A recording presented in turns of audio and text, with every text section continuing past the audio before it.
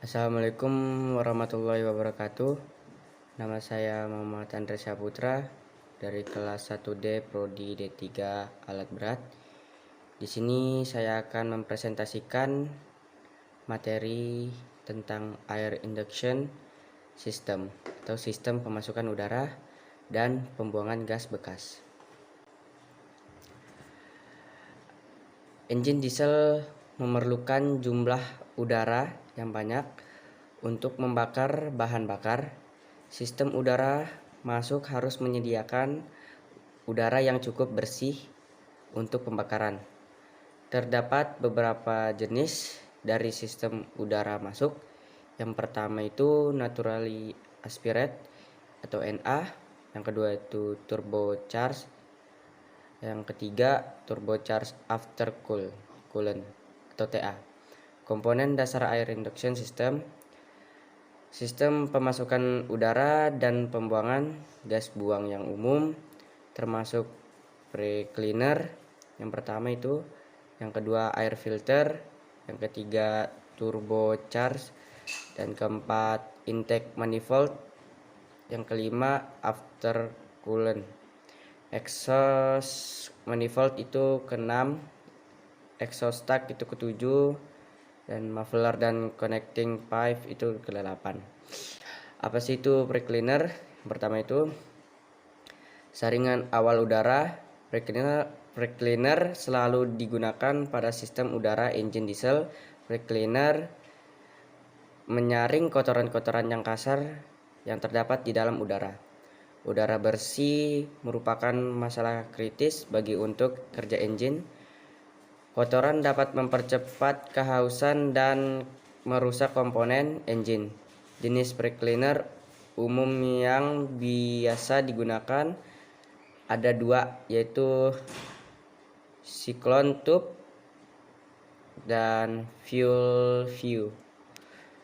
Kotoran yang tersaring oleh pre-cleaner selanjutnya akan dibuang ke atmosfer melalui komponen dust injector. Yang kedua itu ada air cleaner. Engine harus dirawat secara berkala. Pada beberapa air cleaner dilengkapi dengan service indikator. Indikator ini memantau besarnya hambatan melalui air cleaner sehingga bisa diketahui apabila filter tersumbat. Service indikator merupakan metode yang paling akurat untuk menentukan kapan air cleaner harus dibersihkan. Yang ketiga, turbocharge. Beberapa engine diesel dilengkapi dengan turbocharge untuk meningkatkan performa dan efisiensi engine. Turbocharge menerima aliran udara yang telah dibersihkan oleh air cleaner. Putaran kompresor pada turbocharge menghisap udara untuk masuk dan menekan mengalirnya menuju silinder. Yang keempat itu after cooler. After cooler digunakan bersama dengan turbocharge untuk menurunkan suhu udara yang akan memasuki ruang bakar.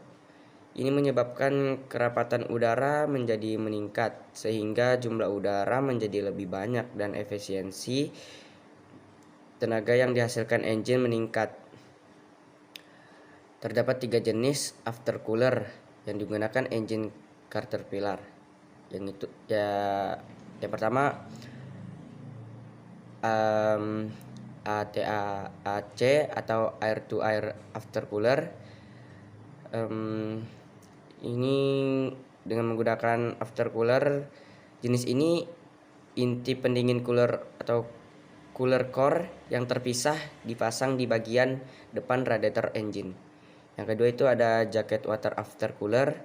Sistem jacket water after cooler ini memiliki core assemble yang berisi coolant.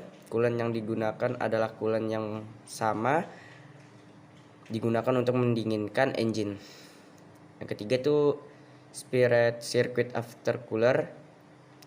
Sistem after cooler ini rangkaian terpisah juga Mirip dengan sistem jaket water aftercooler dengan beberapa perbedaan yang kecil.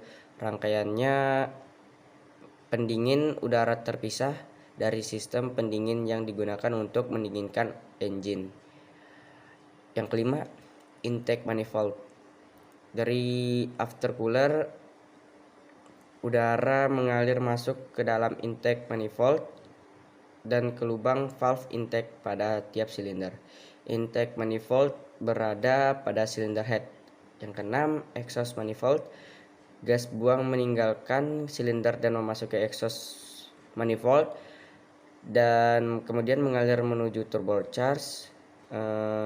Gas buang yang panas ini keluar dari silinder mempunyai kecepatan aliran dan energi panas yang besar. Ketujuh, exhaust pipe. Dari turbocharge, gas buang mengalir melewati pipa exhaust, muffler, dan exhaust duct. Sebagai tambahan pada komponen dasar, Anda juga perlu memahami mengenai engine marine dan industrial yang mungkin memakai. Yang pertama itu ada water coolant, exhaust manifold, dan yang kedua itu water coolant dan turbocharge. Sekian dasar saya. Wassalamualaikum warahmatullahi wabarakatuh.